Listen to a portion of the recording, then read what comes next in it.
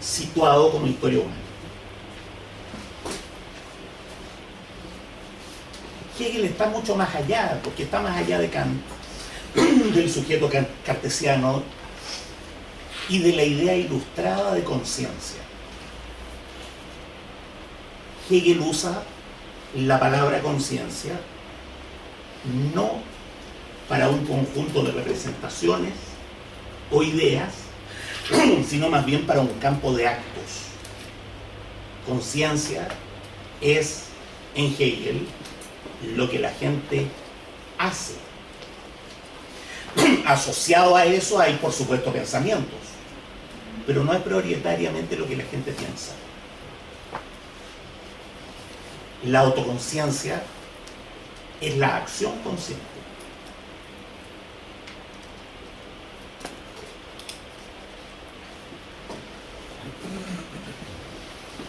Tener en cuenta una lógica radicalmente distinta a la lógica de la modernidad es necesario para entender el procedimiento de la fenomenología del espíritu. Mi opinión es que, como decía en el bloque anterior, el asunto en la fenomenología del espíritu es cómo conciliar la libertad individual y el sentimiento de comunidad.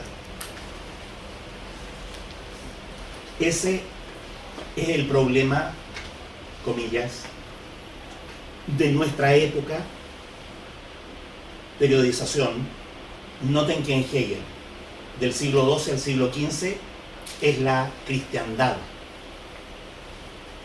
La modernidad, y Hegel usa la palabra modernidad, empieza con Lutero y culmina en la Revolución Francesa. De 1790 a 1806 es nuestro tiempo en Hegel, en la fenomenología. La cristiandad conoció el sentimiento de comunidad. La emergencia de la libertad individual disgregó ese sentimiento de comunidad. La Revolución Francesa es el extremo, ahora tenemos que componer. Ese es el asunto. Para los que quieran hablar en difícil y de manera elegante, la Sache selbst, la cosa misma. Creo que se pronuncia así. Yo no sé. ¿Por qué la fenomenología del espíritu es un libro tan difícil? Básicamente por la jerga. Ya lo he comentado varias veces. La jerga hegeliana es muy distinta de la jerga filosófica que fue elaborada por el neocantismo, que es la que impera en el mundo académico actualmente.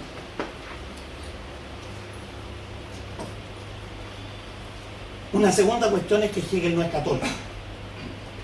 Y los hegelólogos han sido, incluso los expertos católicos, no han pertenecido a la cultura católica. Incluso Hippolyte, que no es católico, está influido en su interpretación de la religión por la idea de que Hegel sería algo así como un católico alemán. Y eso induce a error. Piensen ustedes que Valsplana, Labarrière son curas jesuitas y que Félix Duque tiene un pasado oscuro, la oscuridad de la sotana, digamos. Acá Rubén Dri, ¿sí? También. No todos pueden. Era cura. En cambio, los hegelólogos del área anglosajona tienen el problema al revés. No ven en Hegel un luterano, pero ven en Hegel un romántico. Mi opinión es que Hegel solo se entiende como un filósofo que tiene a la ilustración y el romanticismo, tiene el espectáculo filosófico más grandioso de la modernidad al frente y es capaz de razonar más allá de esa contraposición.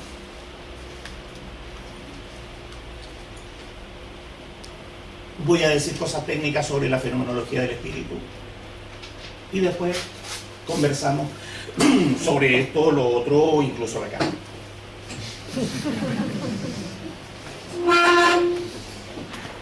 Cosas técnicas. La fenomenología del espíritu tiene 8 partes. Es un lío como Hegel organizó el índice. Coloquialmente, la conciencia, la autoconciencia, la sección razón, la sección espíritu, religión y el saber absoluto.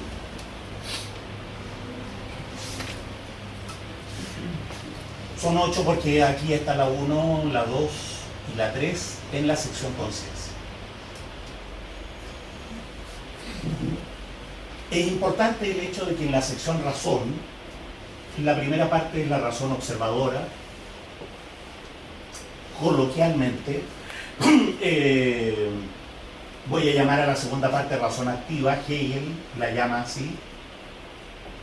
La tercera parte es la razón real. Real en el sentido que habitualmente usamos la palabra real. La razón en su realidad. ¿Sí? En la sección espíritu, la primera parte es la eticidad. La segunda parte es la cultura. La tercera parte es la moralidad. Si ustedes comparan este plan con la enciclopedia y con la filosofía del derecho, van a ver que en la filosofía del derecho la moralidad está primero. La eticidad de la fenomenología del espíritu es la premisa de la eticidad. La eticidad de la filosofía del derecho es la eticidad como tal. No son la misma cosa. Son 2 tratamientos distintos. Uno es fenomenológico, el otro es directo, del mismo asunto.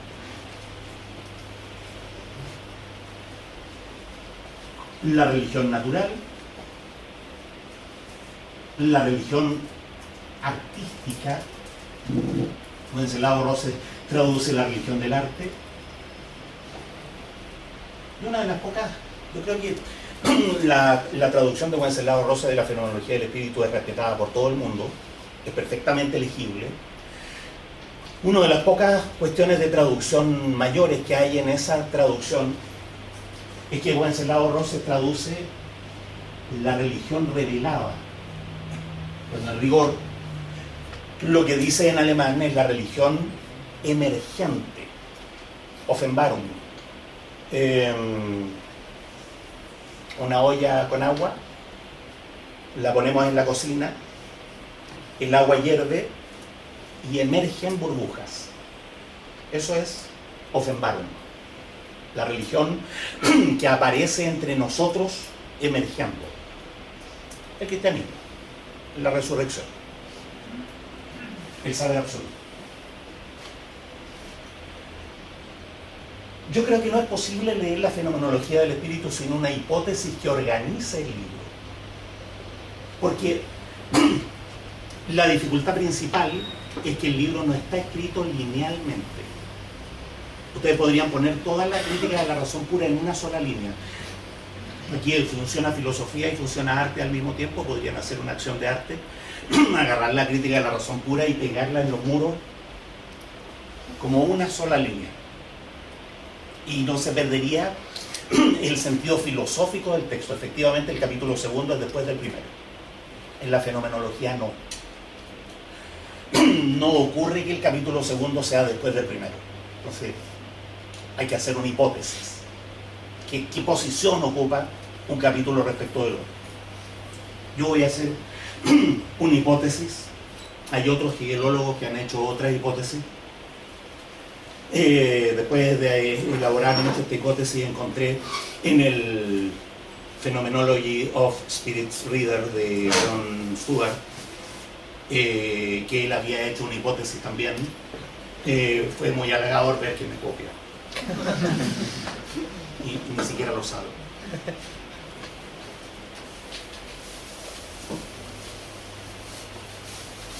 ¿Cuál es el núcleo de eso? Noten que aquí está la famosa tesis de Koyev de que el núcleo del asunto sería la dialéctica del amo y el esclavo, que ya hemos explicado que no existe. ¿Cuál es el núcleo del asunto?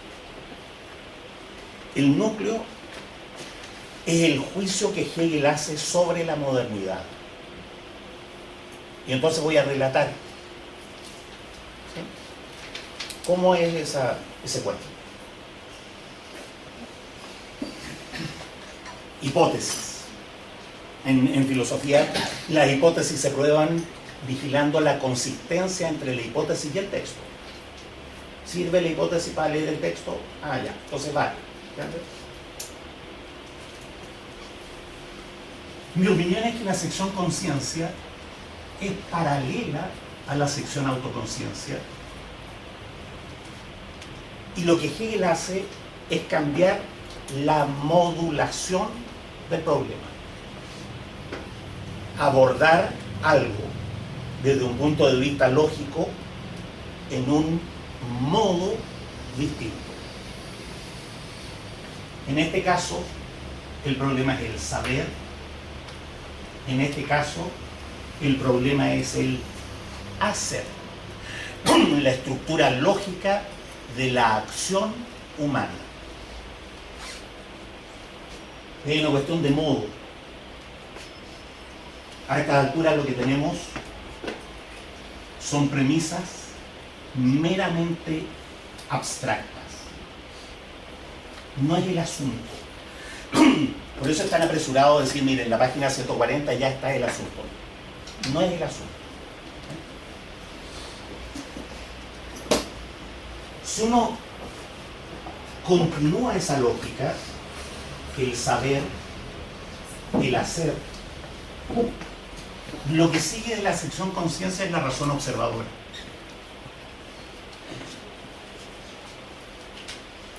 En este eje, Hegel hace de un modo completamente distinto lo que hace Kant en la crítica de la razón pura. Aborda el saber, pero de un modo distinto. Aborda el saber primero de manera abstracta, después premisa, aún así premisa, de manera situada.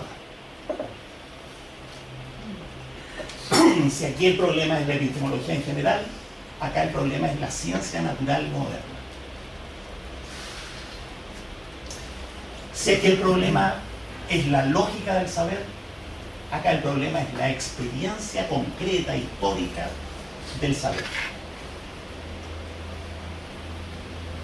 Lo mismo ocurre en el módulo que se arma entre la sección autoconciencia y la razón activa. Se trata del hacer, de la ética, primero de manera abstracta, después de manera situada. Las condiciones generales de la contraposición que hace posible la individualidad. Pero después, la experiencia de la individualidad moderna como enfrentamiento del individuo frente a la sociedad. Si aquí el problema es el sujeto, el individuo, frente a la naturaleza, acá el problema es el individuo frente a lo social.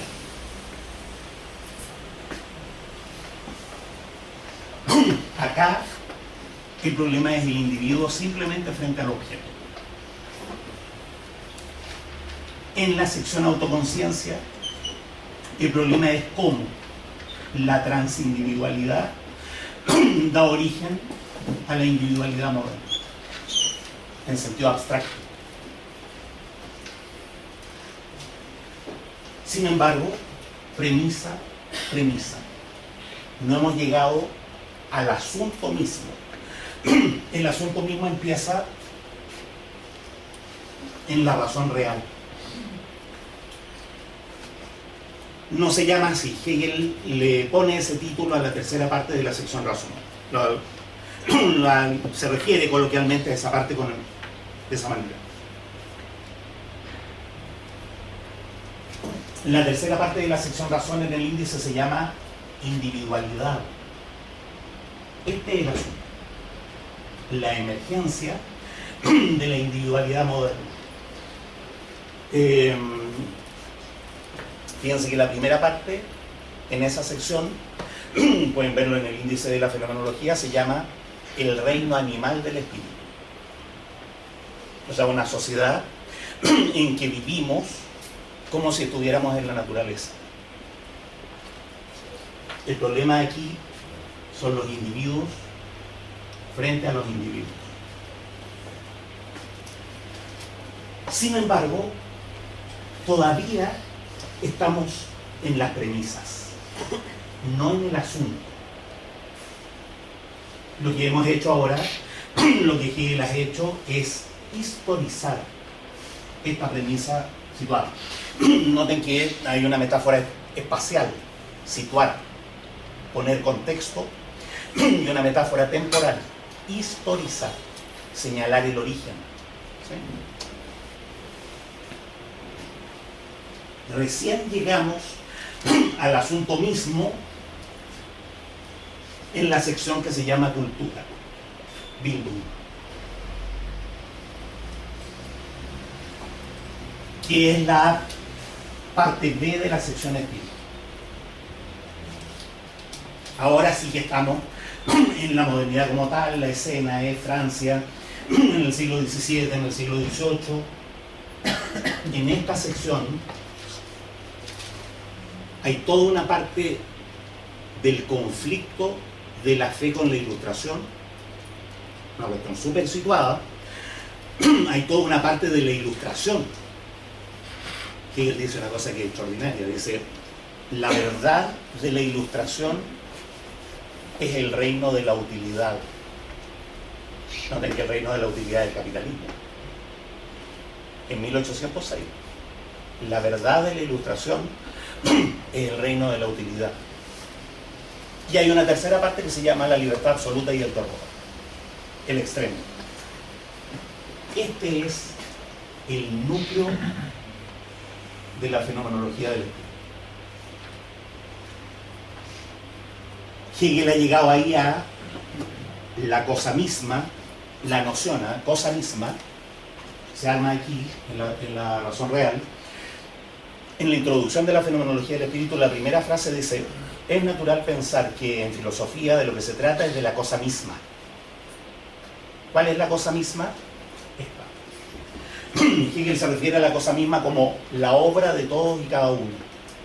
Es decir, una sociedad en que todos obran, emprenden y no hay una mano invisible que organice. Y como no hay una mano invisible, la obra de cada uno se vuelve contra cada uno. Eso se llama el reino animal del espíritu, y el resultado de eso es la obra de todos y cada uno, la cosa misma. Ese es el asunto. La palabra cosa como el asunto. ¿Cómo están las cosas? ¿Sí? ¿Cómo están los asuntos? Eso en alemán es Sache. No es Ding. Ding es cosa, pero... Sin embargo, Hegel tiene una verdadera pasión por las premisas. Hay que poner premisas. Hemos llegado a preocuparnos, diría uno en el lenguaje actual, de lo social, de lo contemporáneo. Pero ¿cuál es la premisa? Y entonces, apuradamente, noten que este es el orden lineal. Y ese es el orden estructural. Entonces, ¿qué lee uno primero? No sé si entiende que hay que ir saltándose los capítulos. Pone una premisa. La premisa es la eticidad.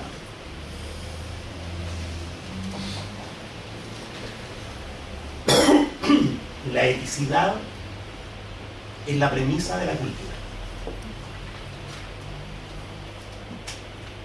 Las premisas de la vida en comunidad en general, como las premisas del saber, como las premisas del hacer, en general. Situemos la cultura. nuestra época. Ese es el movimiento. ¿Sí? La escena en la eticidad es Grecia, Roma, ¿no? Ahí es donde está Antígona y todas esas cosas. Entonces uno queda como desconcertado porque aquí está hablando del mundo moderno, del capitalismo, y de repente ahí está hablando de Antígona.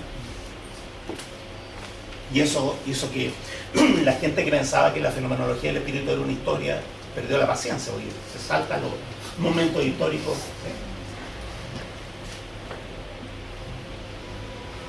La pregunta,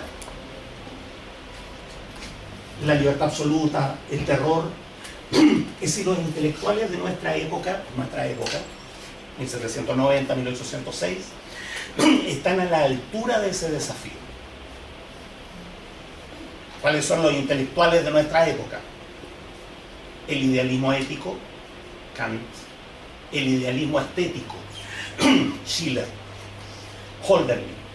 Hölderlin se acababa de volver loco en 1803. Era amigo de Hegel directo. Schiller murió en 1805. ¿Sí? Bueno, Kant le agotó la paciencia a todo el mundo hasta que por fin murió, en 1804. Y seguía escribiendo. Incluso dicen que escribió hasta como media hora después de haber muerto.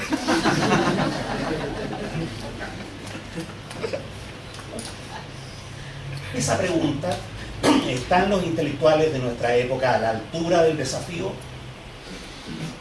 Es la moralidad.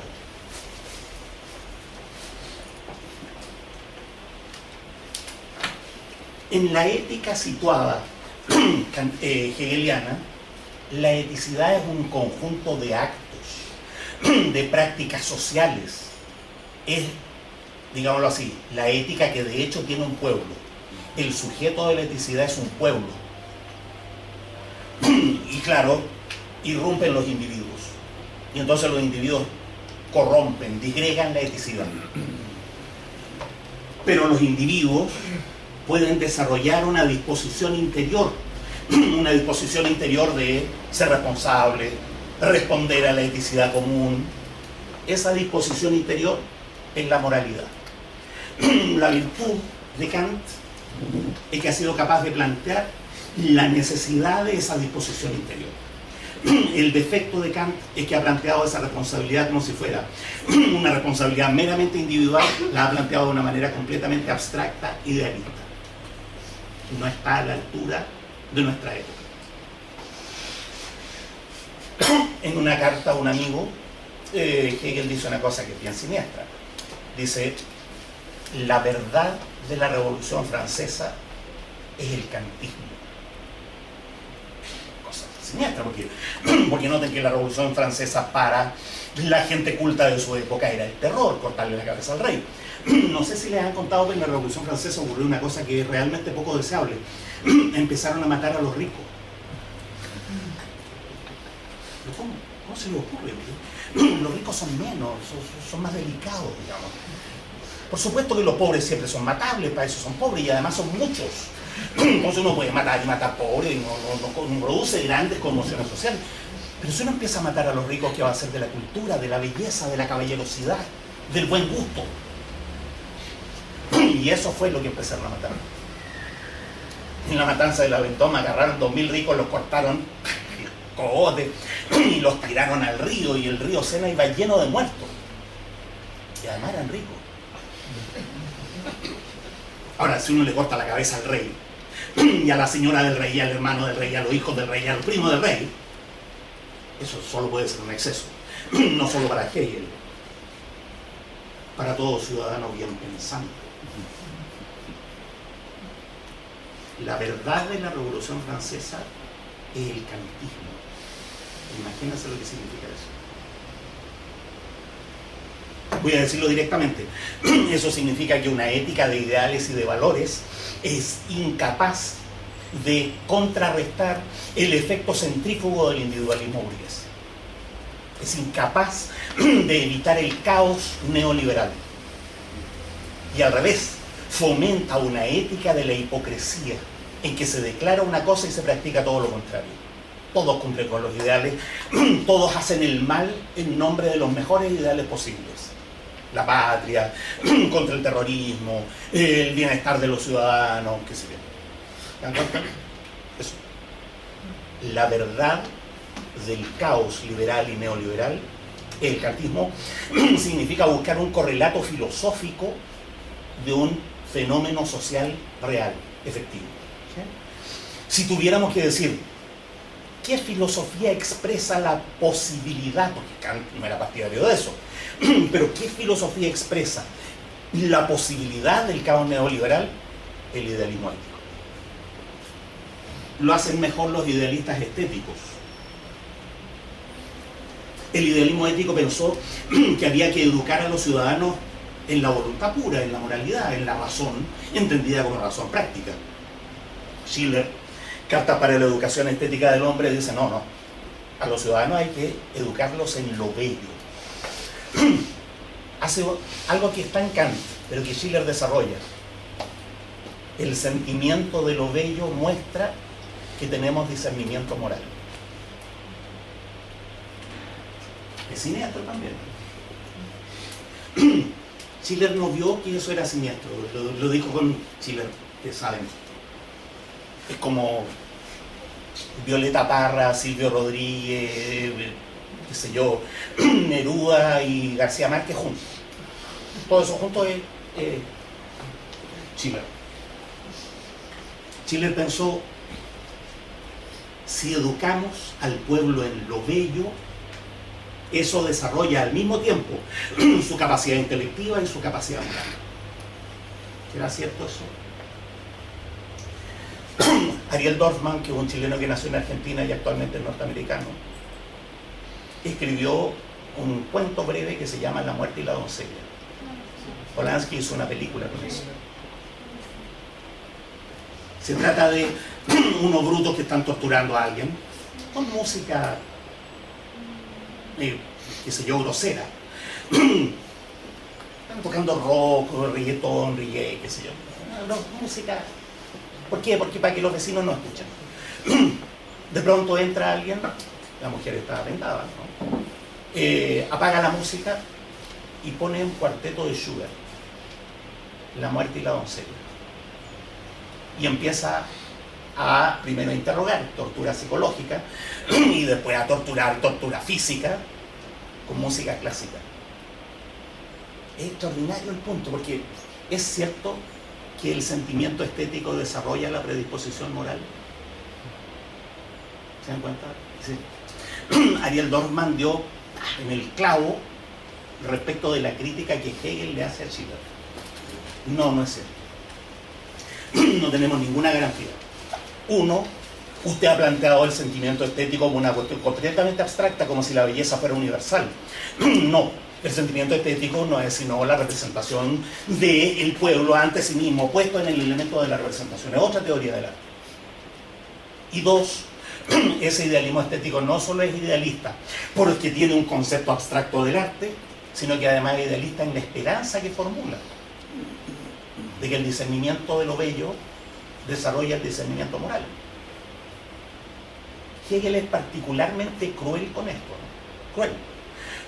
Trata al idealismo estético como enajenación, como en el sentido coloquial, como evasión. Se evade. Las figuras de la evasión, la conciencia desventurada, se evade en Dios, en un falso Dios, en un Dios que es pura representación. El quijotismo se evade en la virtud, y una cosa que cruelmente llama el alma bella, que se evade en la idea de que lo bello nos eleva como ser humano. ¿Sí? Él es cruel. Además es particularmente cruel porque, como digo, Hölderlin se acaba de volver loco. Y se tira por ahí una frase que ha sido muy vilipendiada, ¿no es cierto?, acerca de estos enajenados, ¿no es cierto?, que en nombre de la belleza son capaces de llegar a la locura.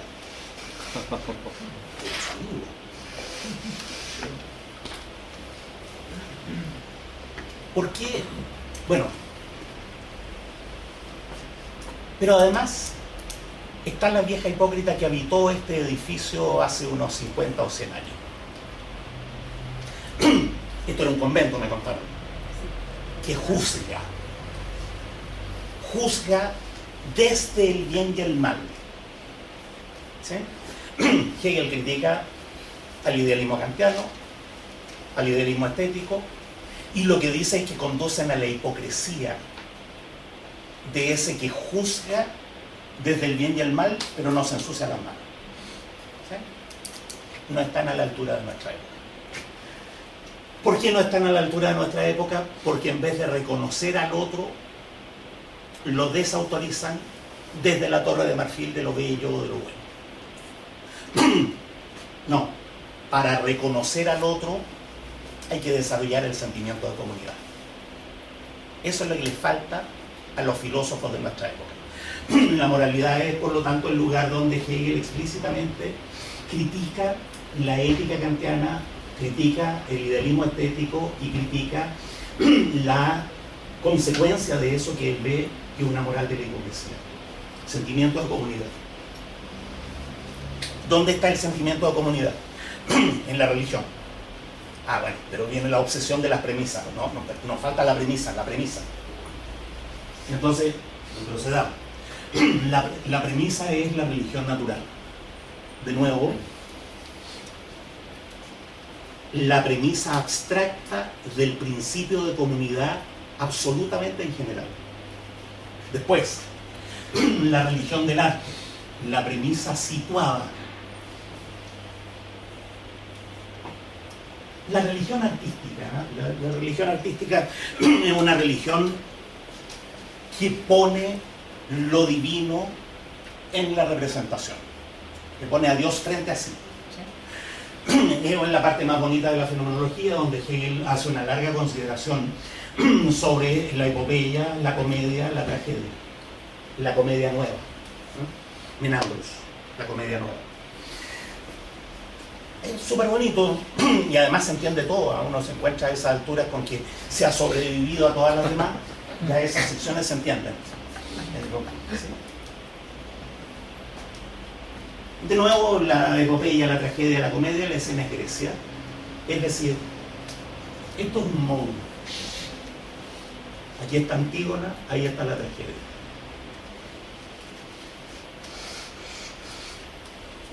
Ahora, puestas estas premisas, podemos llegar a la respuesta a este problema que no están a la altura de nuestros tiempos, en la religión revelada.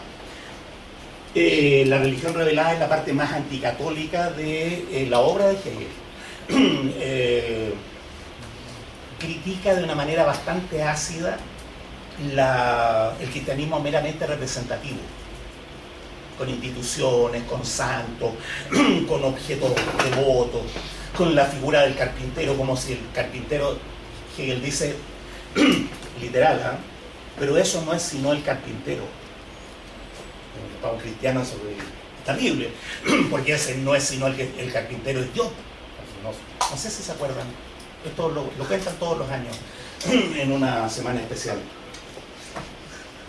No entristezcan, al final resucita. Eso es spoiler, como contar el final de la película.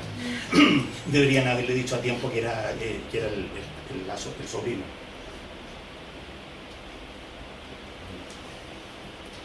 Deberían haberle dicho a tiempo que era el sobrino.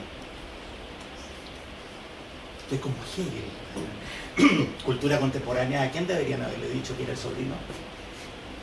Si lo saben, lo noto por la sonrisa oculta, casi avergonzada. El último capítulo de Juego de Tronos, deberían haberle dicho a tiempo que era el sobrino. No. Yo dije esto hace 5 años, ¿no? Existe una profesión que es adivinar lo que viene en Juego de Tronos. Yo ejerzo esa profesión. Y hace como 3 años dije, no, esto es obvio, ¿no? El fuego y la nieve se unen contra la muerte. Era obvio. Lo que no me esperaba es que fuera la tía. Yo dije, no, al final el inválido, el discapacitado se va a apoderar del dragón de hielo. Se va a apoderar del dragón de hielo. Y van a ir los tres. ¿Ah? Dragón, dragón, dragón. Los tres, dos Targaryen van. ¿Cómo puede comentar Hegel uno si no ha visto Juego de Tronos? Premisa, tarea para la casa, digamos, prerequisito para el curso correspondiente. Hegel habla de la religión revelada, pero la mitad de la sección palos contra el catolicismo, tratando de explicar un concepto de religión lo suficientemente secularizado como para que sirva para el propósito. El propósito es resolver este problema. Esto es un módulo. Si asumimos esto, el sentimiento de comunidad puede humanizar al Estado de Derecho y hacer posible una sociedad emancipada y reconciliada. Si asumimos eso, hemos llegado a algo extraordinario, al saber absoluto.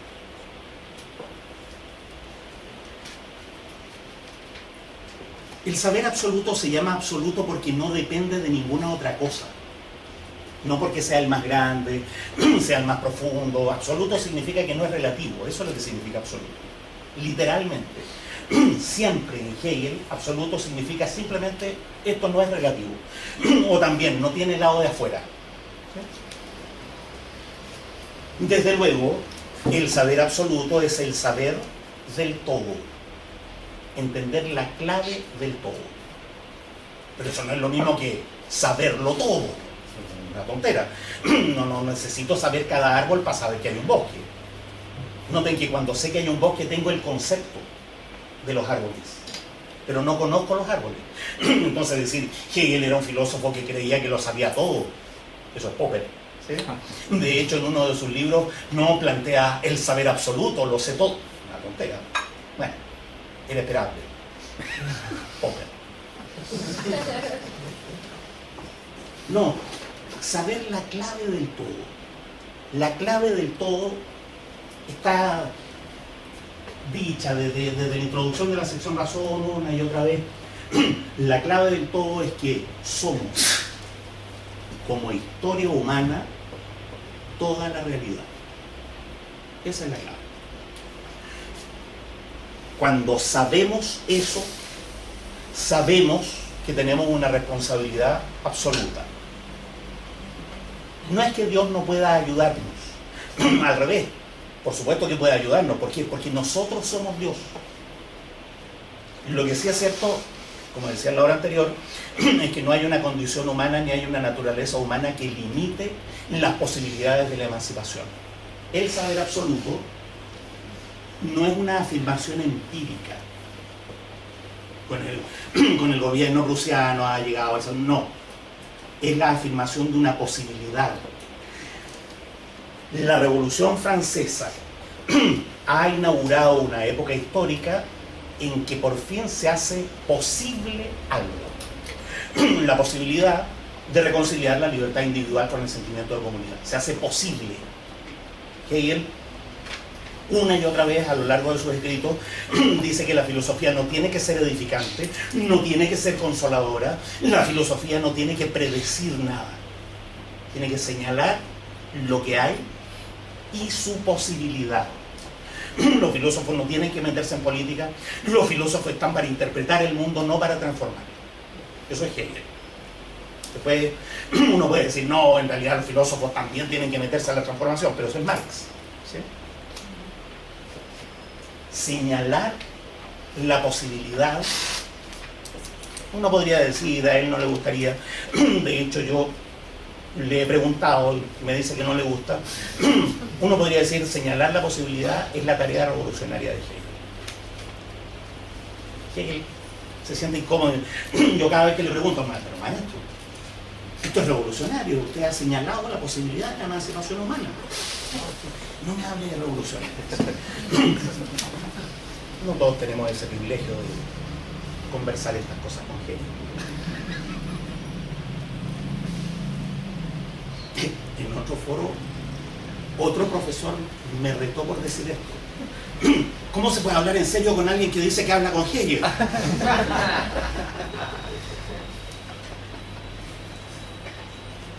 Yo le dije, mire, profesor, cada vez que yo digo, porque yo frecuentemente digo que hablo con Hegel, no, si Hegel me dijo, decir que hablo con Hegel es un chiste trivial, nadie debería reírse. Lo verdaderamente gracioso es que usted crea que lo digo en serio. Así que le agradezco que haya realizado mi chiste, ¿no? Le dije eso para ocultar una verdad, no vale. ¿Sí? Yo hablo estas cosas con gente. Pero haciéndolo como gracioso, es como uno dice la verdad de manera graciosa y como nadie le cree, uno queda oculto. Y una de las tantas brillanteces de Michel Foucault, en el fondo escribimos para no ser conocidos. Qué bonito. Por eso, y porque murió de SIDA, me puede caer bien Foucault.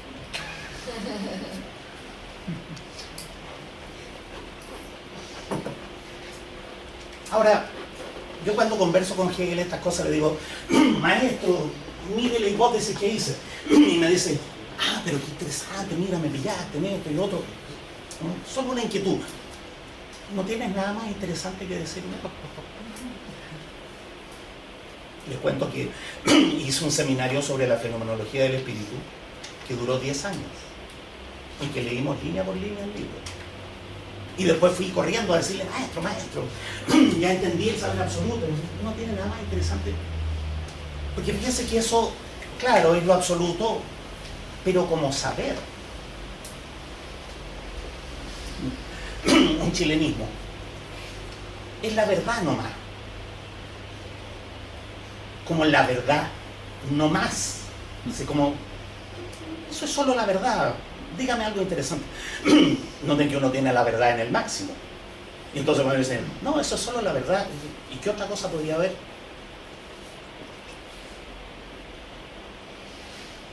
Como hago clases de historia de la danza, veo obras, una alumna de danza viendo. No estoy seguro si realmente la estimaba o era pedofilia.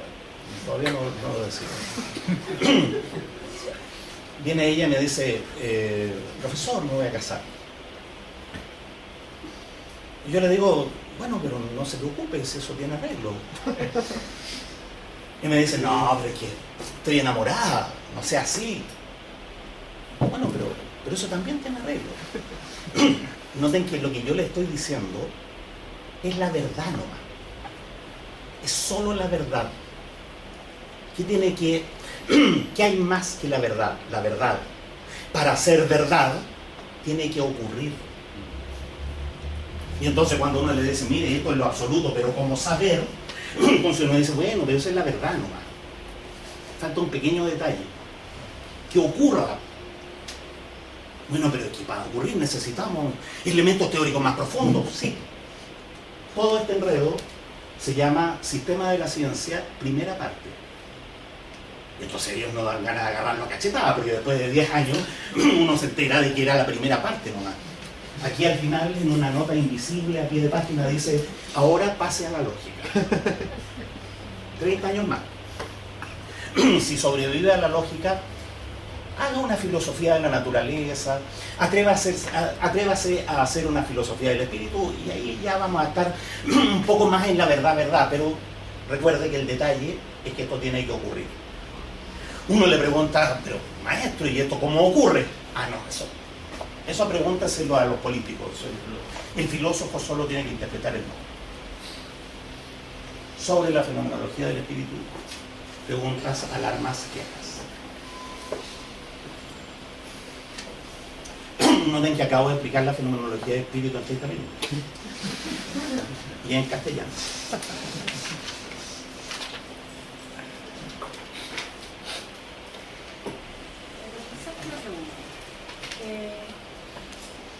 Usted dice que en realidad Hegel está abriendo o visualizando la posibilidad. a su vez, él pone el ejemplo en la filosofía del derecho, perdón que me vaya, ¿no? Pero la idea de que lo racional es lo real y el búho de Minerva, como que hay una visión retrospectiva.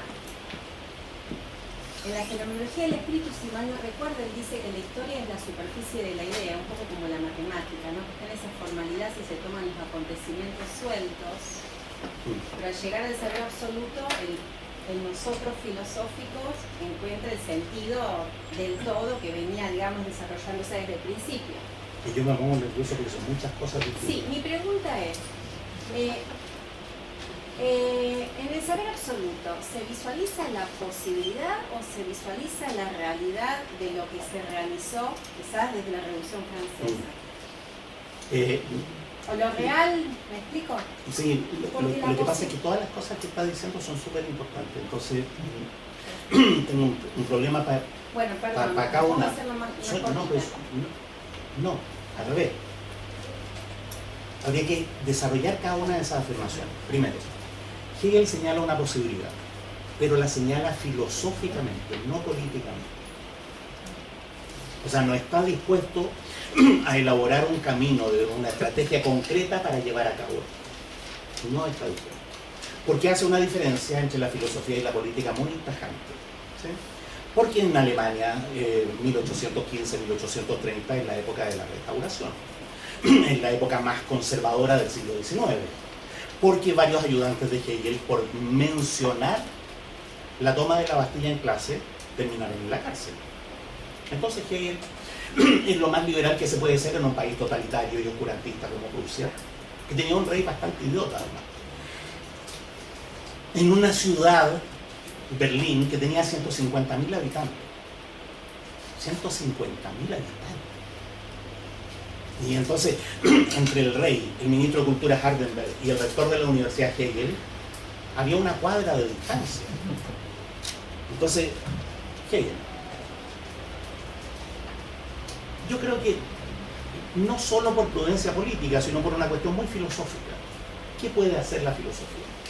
Entonces, el búho de Minerva. Borges dice una cosa muy bonita del crepúsculo. Hay un crepúsculo del amanecer. El paso de la noche al día también se llama crepúsculo.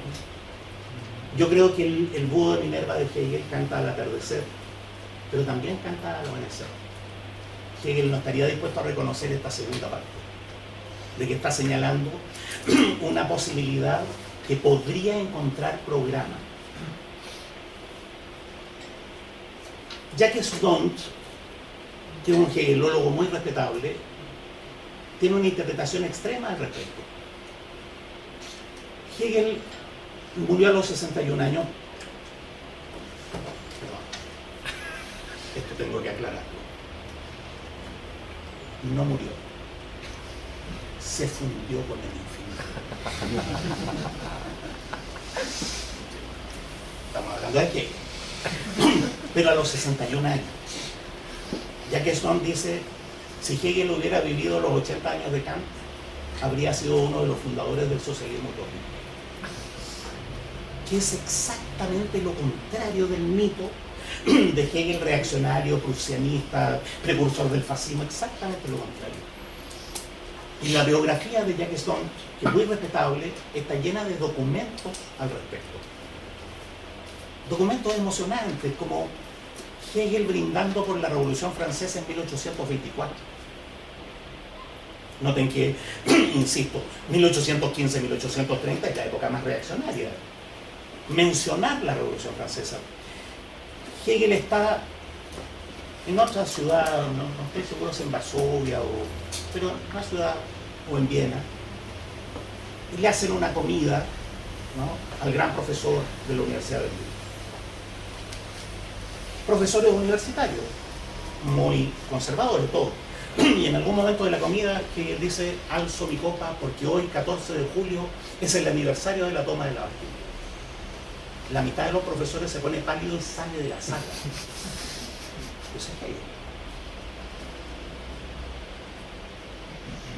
No estoy seguro de si apunté con esas consideraciones a la ciencia de la pregunta. Sí, a mí me llamó la atención lo de la posibilidad, porque sí, está bien. Claro, la diferencia entre la posibilidad filosófica y la posibilidad política. Ese es el problema, que nosotros no compartiríamos. Ahí está, sí. ¿Ah? Nosotros no lo compartimos. Pero la posibilidad política, en la posibilidad política subyace una posibilidad, digamos, una condición de Por supuesto. El problema es si estamos dispuestos a asumir esa conexión. Alguien ha señalado que Marcuse parece razonar como si el solo hecho de señalar posibilidades ya las inicia. Dice eso de Marcuse. ¿Sí? Hegel es menos que eso todavía. Él señala la posibilidad y por lo menos no hay testimonio de que haya querido de esa posibilidad elaborar un mínimo programa. La filosofía del derecho está llena de precauciones. Una reflexión sobre el desempleo, por ejemplo. Hegel dice una cosa que es precursora del socialismo utópico: no puede ser libre alguien que vende su fuerza de trabajo. Lo dice casi literalmente en la filosofía del derecho. Para que un ciudadano sea libre tiene que tener un mínimo de propiedad, dice Hegel. Y la propiedad más inmediata que no puede perder es la de su cuerpo. Y cuando él vende su capacidad de trabajar, está vendiendo su propiedad más inmediata. Hegel hace esto porque ha leído a Adam Smith, pero además está enterado de la industrialización inglesa. Y lo dice de esta manera: ¿cómo pueden ser ciudadanos unas personas que tienen que vender su propiedad más inmediata para sobrevivir? Eso es preocupante. Hegel no señala ninguna solución para ese problema, pero el señalarlo muestra la agudeza política de Hegel. ¿Sí? Eso es lo que quiero decir. Noten que mi opción es entender a Hegel primero, después estar en desacuerdo, entender la coherencia. ¿Qué tiene de razonable eso que nosotros consideramos que es un error? Una idea hegeliana de lo que es un error. No hay una diferencia blanco y negro entre lo verdadero y lo falso. Lo falso dice una verdad de una manera que nosotros no compartimos.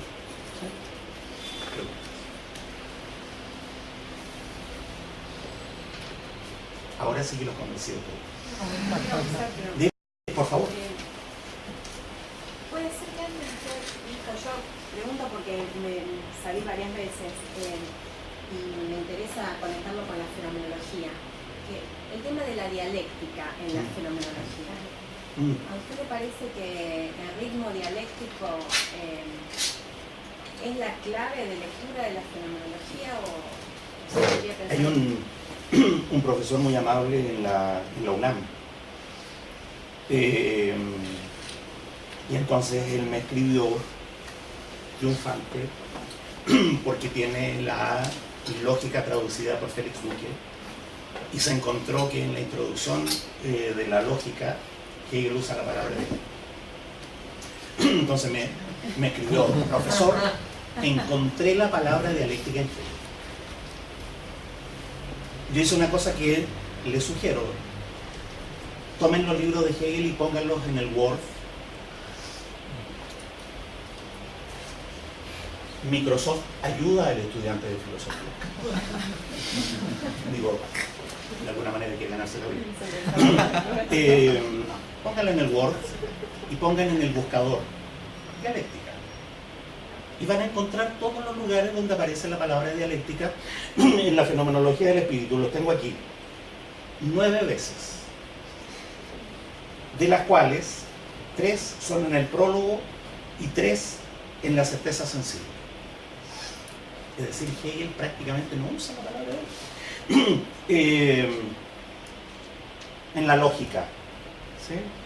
Hegel usa la palabra dialéctica o dialécticamente o método dialéctico 17 veces en los 3 libros de la lógica.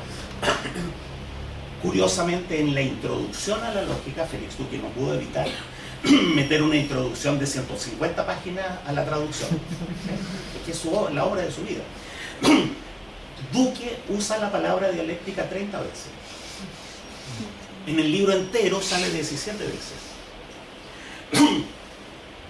solo hay una mención en los 4 libros principales de Hegel en que la palabra método aparezca junto con la palabra dialéctica. Uno puede hacer un análisis de contenido, además de esta cosa cuantitativa, y fijarse que cada vez que Hegel usa la palabra dialéctica, se la atribuye a Kant para vilipendiarlo. Eso, la dialéctica es una manera superficial y esquemática, o se lo atribuye a Hegel, a Heráclito, ¿sí? La dialéctica antigua. O en resumen, mi opinión es que la palabra dialéctica no es una palabra apropiada para referirse a la filosofía de Hegel, y sin embargo una muletilla que incluso la mayoría de los hegelólogos comparten. Mi impresión es que la culpa la tiene Marx.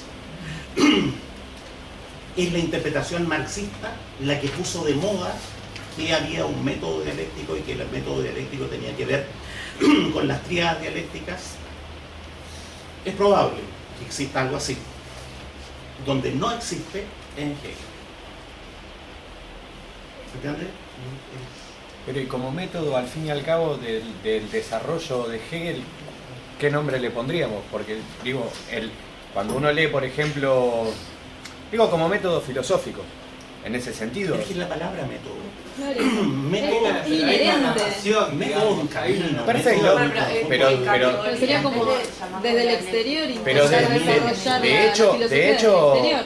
de hecho, la filosofía de Hegel se desarrolla de alguna Se manera. puede describir de muchas maneras, por supuesto. Se Bueno, desarrolla. pero pensemos en lo siguiente. ¿Qué palabras, más que nombres, qué palabras claves podrían dar a entender la filosofía hegeliana? Negatividad. Yo creo que es la palabra principal. Es una filosofía de la negatividad. Es una filosofía de la reflexión, entendida la reflexión como está entendida en la lógica. Es un historicismo absoluto.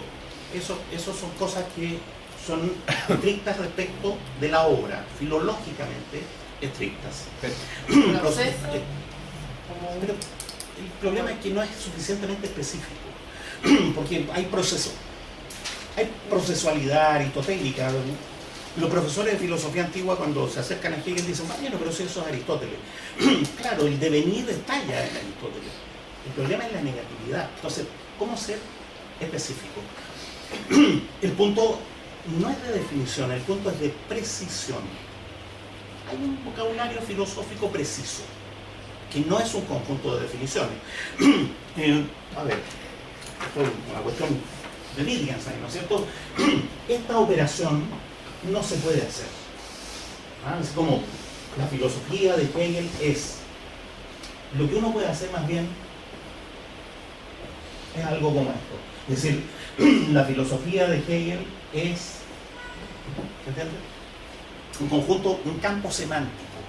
¿Qué es lo que está más cerca del centro de ese campo semántico? Historicismo absoluto, identificación entre Dios y la historia, negatividad, reflexión. Yo diría que los desarrollos más interesantes ocurren en 4 momentos o en 6 momentos. Lo que sí hay que decir es que no está cerca de ese campo semántico. Lo que no está es la idea de contraposición exterior, que es lo que los manuales soviéticos llamaban contradicción, es decir, la tesis y la antítesis. Eso es una categoría en la filosofía de Hegel que él describe de manera clara y precisa, se llama oposición. Hegel distingue la oposición, la contraposición y la contradicción. A esa lista hay que agregar otro, el fundamento, Grund, que en el mismo orden de ideas. Se podría decir que la escolástica soviética redujo la contradicción a la figura de la oposición, en términos hegelianos. Eso no está. Entonces, ni la teoría dialéctica ni la palabra dialéctica están en ese núcleo. Precisión filológica. Pero digo, por ejemplo, si uno va en concreto, pienso en el capítulo de la certeza sensible, algo bien, digamos, directo. Hay momentos en Hegel, eso sí, digamos, la idea de momento está en Hegel, me parece. Sí. Bueno, esta idea de momento es siempre una idea de momento referida, remitida, vinculada. O sea, en esa misma idea hay 2 respectos, a lo sumo, para poner en juego el movimiento mismo de los momentos. Entonces, Primero, perdón, pero... entendamos que momento no es una metáfora temporal. No, es momento en sentido físico, como en la física. Momento es esto, mirar lo mismo por acá o por acá. Y entonces la palabra castellana más adecuada es aspecto o modo. Hay aspectos de un asunto, pero no hay partes de un asunto. Ese es el... Entonces, qué sé yo, en la certeza sensible, digo para los que algo hayan leído la fenomenología, el aquí, el ahora, el esto, la indicación. Una negatividad eso.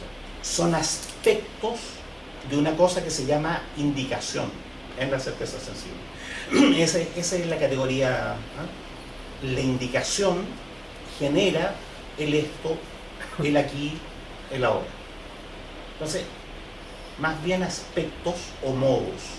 Perfecto, pero digo, siempre hay una respectividad en torno a eso. No, por supuesto. Si, digamos, la filosofía de Hegel también en este y, como vos proponés, que me parece que es y, ¿no? Es esto, y es esto, y es esto, ¿no? Sí. Esa es la palabra de... No, la palabra de Hegel es y, porque es una filosofía de la mediación, plenamente de la mediación.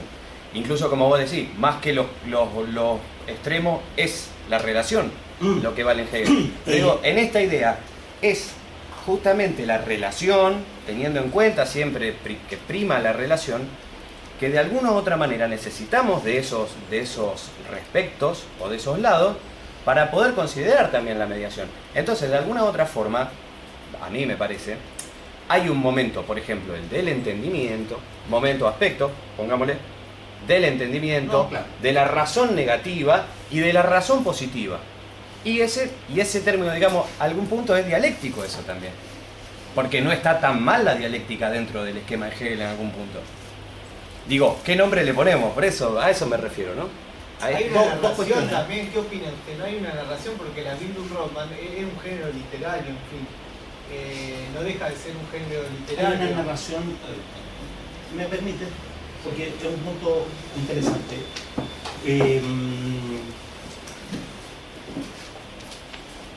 Un tema es si hay un nombre general para el procedimiento que usa Hegel.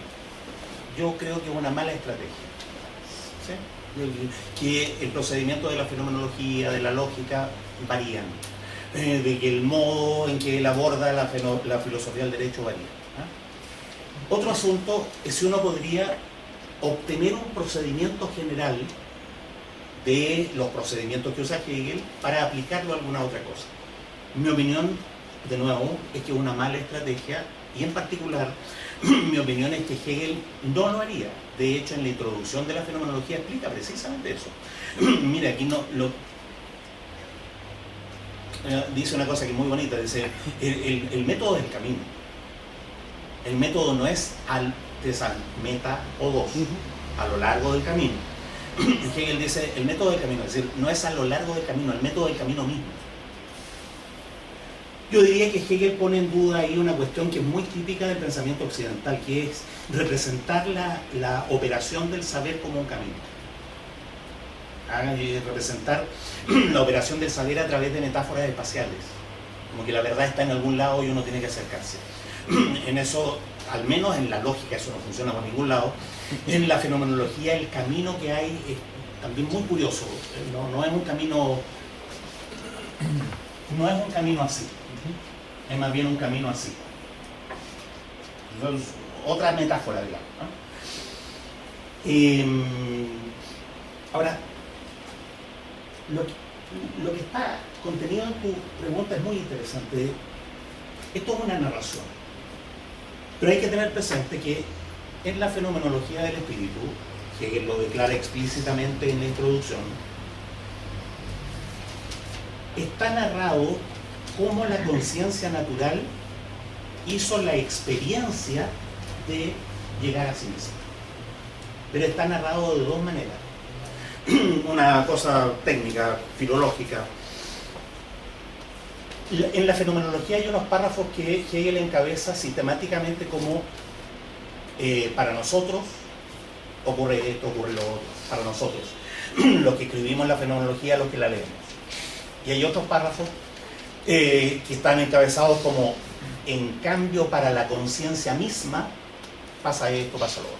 Entonces, los hegelólogos a los primeros párrafos los llaman párrafos lógicos, lo que nosotros sabemos, y a los segundos párrafos fenomenológicos, cómo aparece para la conciencia misma algo. Entonces es una narración, pero hecha desde dos puntos de vista narrativos. No es solo el relato nuestro sobre algo, sino que es un relato en que se procura mostrar cómo el algo mismo se relató a sí mismo. Sí, la comunicación indirecta, después va a hablar Kierkegaard, que en algún sentido es una forma de interpretar lo que dice la dialéctica, ¿no? Digo, porque más allá del recurso, digamos, filológico, me parece que la dialéctica tiene un esquematismo narrativo, sobre todo pensando en el joven Lukács. Pero tú estás suponiendo que existe algo así como la dialéctica. La dialéctica como narración, no como algo cosificado, en el sentido de que justamente Hegel es consecuente con eso, me parece que introduce la temporalidad en la escritura. Claro, yo tengo un problema de precisión con ese tipo de afirmaciones. No sé si entiendo. Encuentro que probablemente hay un núcleo racional interesante en lo que tú quieres decir, pero está afirmado con una vaguedad que conduce a hay que leer el libro de Lukács, el joven Hegel, donde hace un análisis sobre Hegel y los géneros literarios. Pero es ahí interesante lo que plantea Lukács, plantea cómo Hegel es inseparable de los géneros literarios de la época, y ahí aparece la Biblia Roma. No me parece extraño que un experto en literatura vea eso en Hegel. El problema es si está viendo a Hegel o está viendo... El problema es si está viendo a Hegel como filósofo o como un actor cultural que puede ser analizado con los métodos de la literatura. ¿No? Son dos cosas distintas, ¿no?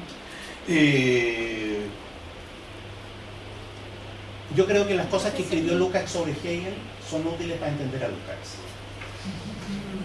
pero no son muy útiles para entender a Hegel.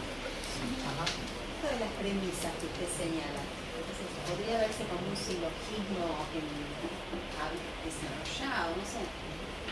Bueno, Hegel se refiere a ese procedimiento con la palabra silogismo y usa, hace una analogía con la lógica aristotélica. Hay premisas, hay mediación, ¿no es cierto? Sí, yo creo que sería más apropiado, estaría un Hegel analítico, es más apegado al texto, digamos, ¿no?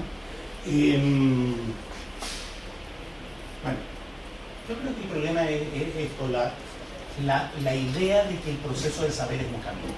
Eso conduce a toda clase de exceso. Yo cuando tenía 15 años fui a ver una película pornográfica. Che Guevara, Fidel Castro, la Revolución Cubana, pornografía pura. Salí del cine, fui a mi casa y no me di cuenta que me había dejado en el cine. Me había dejado en el cine. Tuve que bajarme, hubo que volver al cine, me había cerrado, volver al otro día y no estaba. Yo no estaba. ¿Saben lo que hice? Me empecé a buscar a mí mismo. Ingenuamente al principio.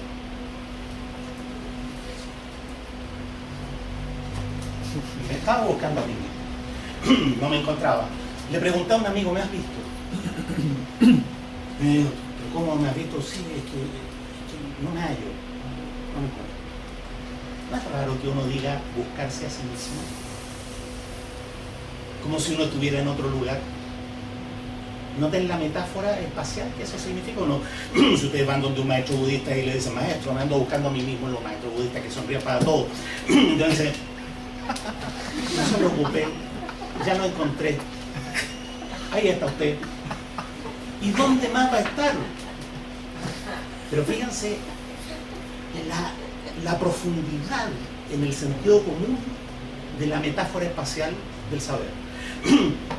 Incluso para buscarse uno mismo, hace un recorrido. A Machu Picchu, rompe la tarjeta de crédito de papá con un año sabático en Europa, para encontrarse en otro lugar. Bueno, ya Kant había roto con eso, el romanticismo alemán barrió con la idea de método, barrió, y Hegel forma parte de esa cultura. Entonces, lo que ha señalado Jean-Pierre Labarrière, que es el mejor traductor de la lógica al francés, dice, uno de los grandes problemas de la lógica es que Hegel no usa metáforas espaciales ni temporales. ¿Cómo se puede pensar eso? No usa metáforas espaciales ni temporales.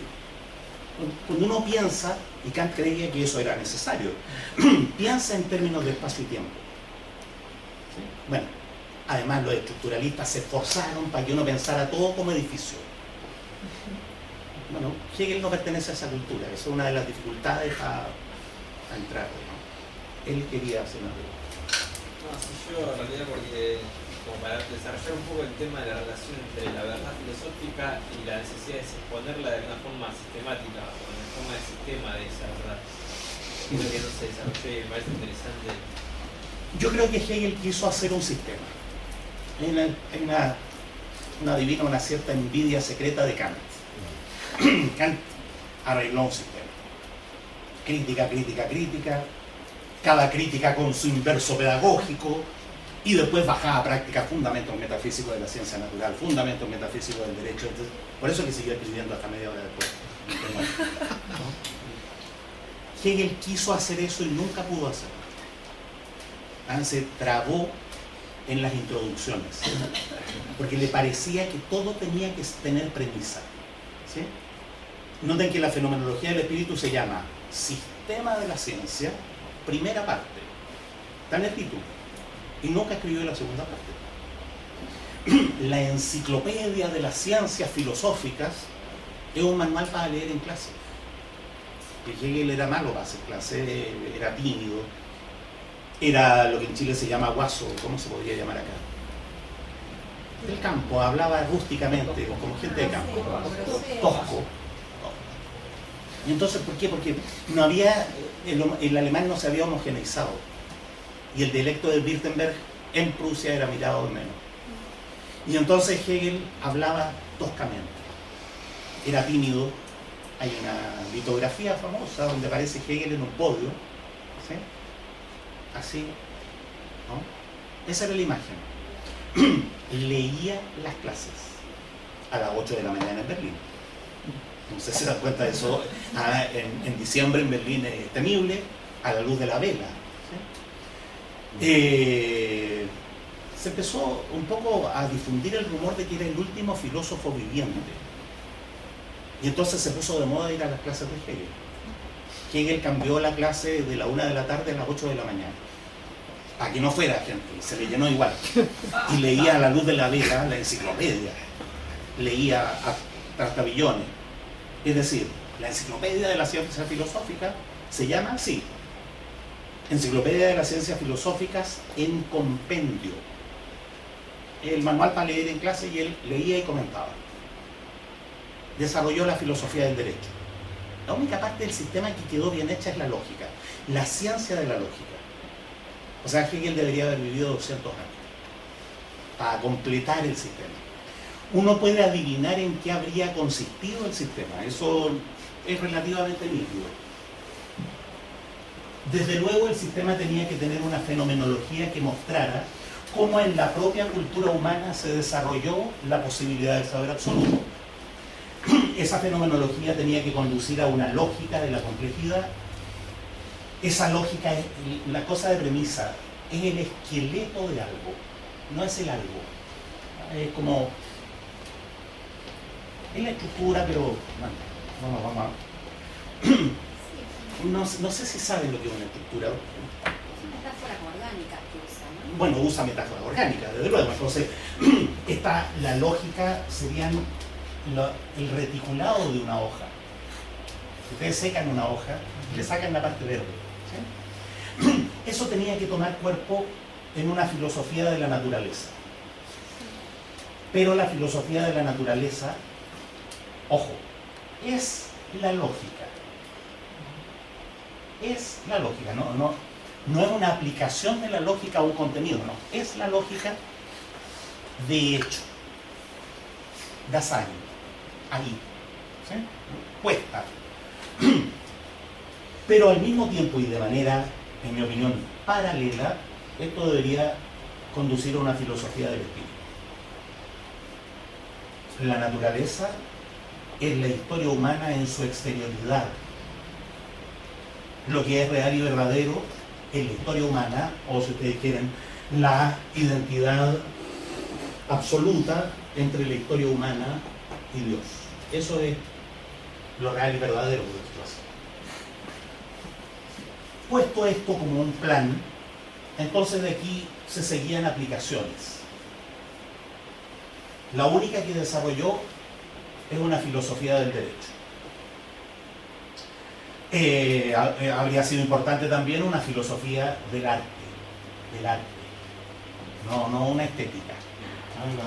La estética hegeliana no es una estética en el sentido de teoría de lo bello, es una teoría de la representación, de la representación situada históricamente. Una filosofía de la religión. En el derecho, en el arte, en la religión, el espíritu está todavía en el elemento de la representación, está ahí en lo concreto. Más interesante sería una filosofía de la historia. Ahí el espíritu está en la historia, ¿no?, como en su casa. Sin embargo, para escribir estas cosas sería deseable tener una historia de la filosofía. Hegel no escribió ninguno de estos libros, el único que escribió es la filosofía del derecho. Entonces, es imaginable un plan. Noten que esto está en la enciclopedia. La enciclopedia tiene una lógica, una filosofía de la naturaleza, una filosofía del espíritu. Esto está escrito. Esta, la lógica grande, está escrita. Esto está solamente en compendio. Esto es, ojo, la filosofía del derecho también se llama, ¿no?, filosofía del derecho en compendio. También es un manual para clases. Todo esto otro, hay una enorme cantidad de apuntes. Las obras completas de Hegel que se publicaron desde el 68 hasta el 2003, la edición crítica, a cargo de la Academia de Wittenberg, no contiene ningún libro de Hegel que se llame Lecciones de Filosofía de la Religión. No contiene ningún libro de Hegel que se llame Estética. Tampoco hay en las obras completas actuales, que son las canónicas, un libro que se llame Historia de la Filosofía o Filosofía de la Historia. No existen esos libros. Lo que hay son unos tomos enormes que se llaman Notas sobre Filosofía de la Historia. Notas, apuntes sobre Filosofía de la Religión. Entonces, le habría gustado, creo yo, tener un sistema inimaginable, pero no lo completó. Amigo de la idea de sistema por la idea de totalidad, no por la idea de completud. No es lo mismo. Lo que pasa con la totalidad es que se está generando permanentemente. Entonces, si Hegel en vez de vivir 200 años hubiera vivido 1000 años, habría seguido escribiendo el sistema. ¿Entiendes? Una filosofía del género, una filosofía de la cibernética, una filosofía de los nuevos desarrollos de la ciencia natural, de Einstein, de Heisenberg, ¿no? Digo, de Heisenberg. Bueno. Preguntas. Me quería hacer una pregunta, pero para ir más en texto. ¿Cómo opera la negatividad dentro del concepto, digamos, de eticidad?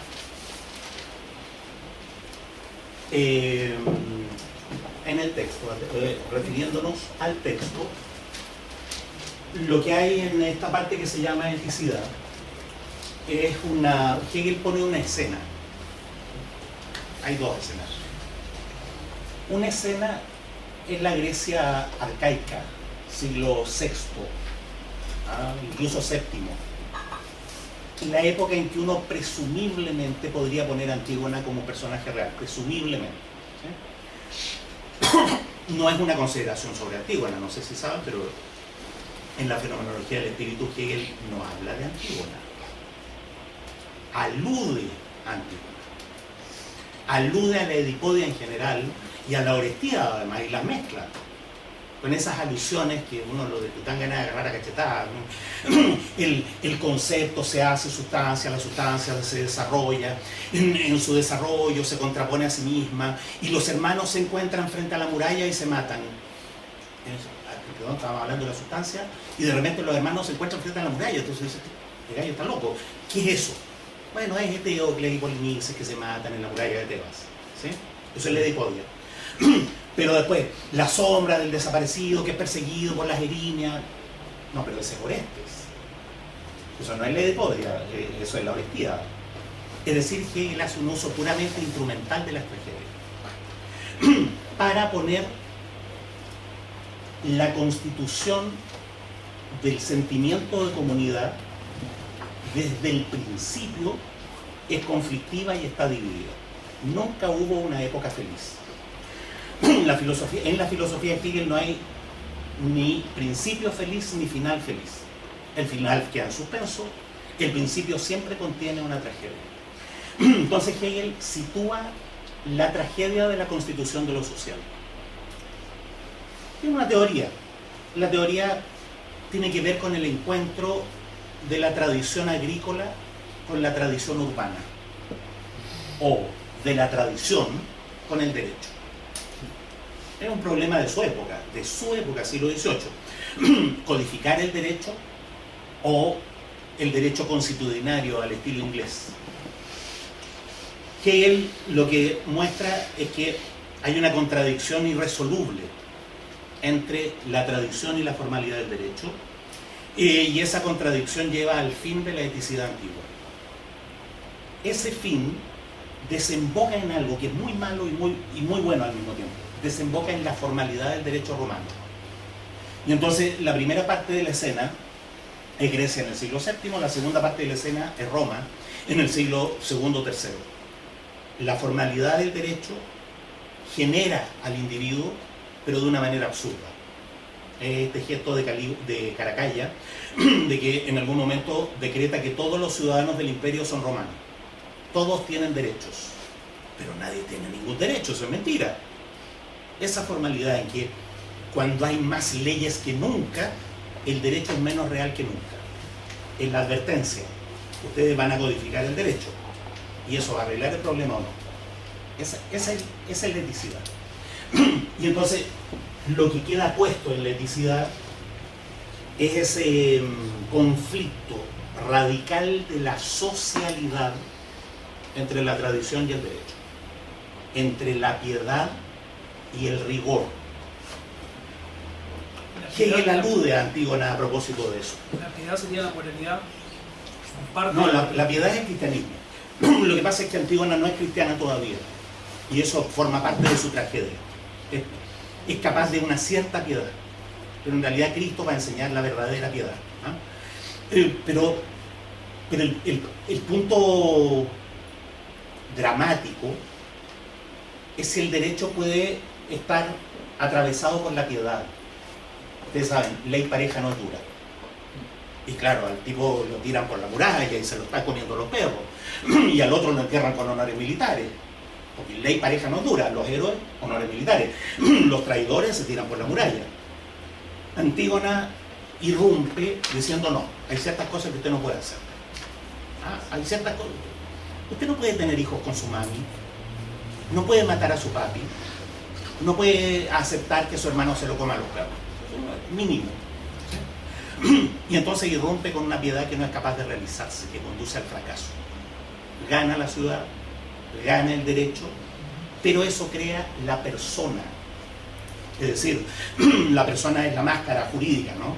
Crea la persona en el sentido de el reconocimiento de que los individuos pueden ser sujetos de derecho, que va a conducir en la modernidad al fin de los estatus. No sé si ustedes saben, pero en el derecho antiguo los derechos y los deberes que tenía cada persona dependían de su estatus.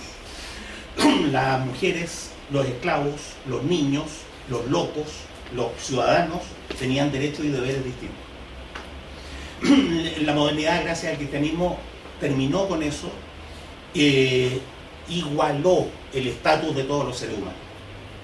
O sea, hizo con piedad lo que Caracalla hizo de manera meramente formal. Ese es el tipo de razonamiento que hay en la fenomenología del espíritu. Digo, Hegel no habla de Antígona, cita un párrafo de la tragedia de Antígona de Sófocles, pero en realidad es a propósito de esta historia que estoy contando. Digo eso porque Judith Butler escribió un libro realmente increíble de no entender nada, digamos, en que analiza la figura de Antígona en la fenomenología del espíritu.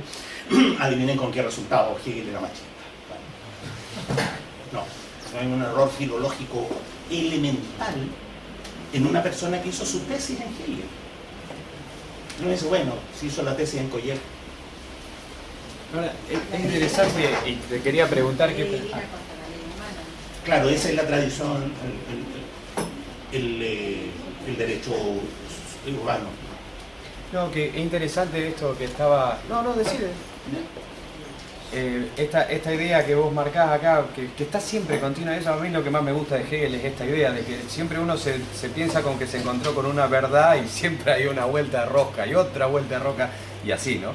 Y es interesante esta idea que hay ahí en pensar que el cristianismo, como vos decís, hace, o sea, como hablábamos antes de la fenomenología, ese saber se hace, digamos, iguala, realiza. Claro, realiza lo que estaba puesto de manera formal, pero Hegel ahí critica una cosa que es bien interesante, que es la idea de la kenosis, porque en el cristianismo, digamos, esa idea del vaciamiento, del Cristo que dice no, ni tú no sos ni padre, ni madre, ni hijo, ni esto, ni lo otro, sino que sos en mí, en Cristo. Dejá todo y venite, digamos. Eso es la antipolítica absoluta. Entonces digo, a la vez Hegel está mostrando también eso, pero también muestra el otro componente de la comunidad, del Espíritu Santo, que es lo único que queda de Dios. Lo que pasa es que esa interpretación de el mensaje de Cristo como retirada del pecado del mundo, como retirada, es muy particular, no es muy canónica, ningún padre de la iglesia estaría de acuerdo con eso. ¿Con qué interpretación? Lo que tú dices, esto de el mensaje de Cristo como déjalo todo y solo ven a mí. Pero eso lo dice Jesús en los sinópticos. Sí, lo que pasa es que, no sé si se acuerdan, esto se cuenta una vez al año. El Señor resucita. Sí. Y la palabra se hace real en la resurrección. Entonces, vengan a mí, vengan al Cristo resucitado, no al carpintero. De acuerdo, pero eso es Santo Tomás. No, está bien, pero lo que me refiero a la idea que a mí me interesa es esto, de que en esas palabras de Jesús, resucitado antes o no, eso lo podemos discutir aparte, está la idea de que se niega la individualidad. O sea, y que en eso no está de acuerdo Hegel. Es un muy buen punto. A eso me refiero, la kenosis, el vaciamiento de la individualidad, en Hegel dice, no por ahí. O sea, que sí Cristo es la comunidad, pero no que se vacíe la individualidad. No, por supuesto. Eso, ahí para distinguir la eticidad de la fenomenología, de la eticidad de la filosofía del derecho. En la eticidad de la fenomenología del espíritu, precisamente lo que ocurre es que no se ha desarrollado la individualidad. Entonces Hegel quiere agarrar ese punto y conciliarlo con el otro. En cambio, en la eticidad, tal como está descrita en la filosofía del derecho, es el mundo de la individualidad burguesa, pero mediado por un Estado de Derecho, ¿no es cierto?, donde hay instituciones, superintendencias, control sobre los alimentos, sobre las armas, sobre el agua, interés común, etc. Un proyecto que han reivindicado los liberales, que se llaman liberal comunitarios, ¿sí? Como, qué sé yo, Frederick Taylor, en el sentido de... por eso Taylor recurre a Hegel, justamente para producir un liberalismo que reconozca la responsabilidad social del Estado, digamos, ¿no? Hegel le resultó funcional para eso, ¿no? Claro. Ahora, lo más ortodoxo en el cristianismo es el sentimiento de comunidad. Eso es lo más ortodoxo.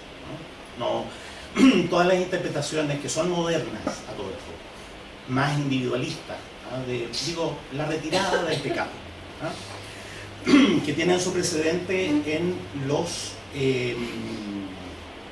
monjes del siglo III o IV, que se van al desierto. Pero Son unos monjes ridículos que no entran por la puerta ancha de la Iglesia Católica nunca, ¿sí? O de la catolicidad. No, la catolicidad rechazó sistemáticamente esas soluciones individualistas. Sin embargo, en la modernidad hay un cristianismo de la retirada, ¿sí? Y bueno, la conclusión más aguda de eso es Kierkegaard. En la práctica Simón el Estilita, digamos. Si fuera por él, se subiría a una columna y viviría parado en un pie durante 12 años. No sé si saben, Simón el Estilita es un... Simón del Desierto. Simón del Desierto. La película de Uñón. Hay una vieja historia. El estilita porque estilo significa columna. Y entonces el estilita porque se fue a vivir arriba de una columna para estar lejos del pecado. Pero consideró que era ya pecaminoso estar parado en 2 pies. Entonces tuvo 12 años parado en un solo pie. Como penitencia, digamos. Si Kierkegaard hubiera podido, pero era demasiado malcriado para eso. ¿Ustedes saben que Kierkegaard se llamaba Cementerio? ¿Qué opina de la lectura de Kierkegaard? Se llamaba Cementerio. La palabra Kierkegaard significa jardín de iglesia. Y en los jardines de la iglesia se enterraban los muertos. Y entonces, Serán es severo en castellano. Un señor que se llama Severo Cementerio no entiende la filosofía, ¿no? De alguna manera hay una correspondencia en eso. No se puede esperar de la filosofía de alguien que se llama Cementerio. ¿Tenía una posición de la filosofía de Kierkegaard con respecto a Hegel? Desde luego Kierkegaard, Schopenhauer y Nietzsche odiaron intensamente a Hegel. Nietzsche nunca se enteró de que lo dionisíaco y lo apolíneo era un parrafito dentro de la fenomenología del espíritu. Y una de las cosas hermosas que hace Hegel en la religión del arte es describir lo apolíneo y lo dionisíaco, prácticamente con esos mismos términos, y lo hace de una manera que es como sorprendentemente, uno queda en la duda. Nietzsche nunca se enteró de que esto existía, o sí se enteró y no le contó a nadie, porque la descripción es notable. Había un escéptico,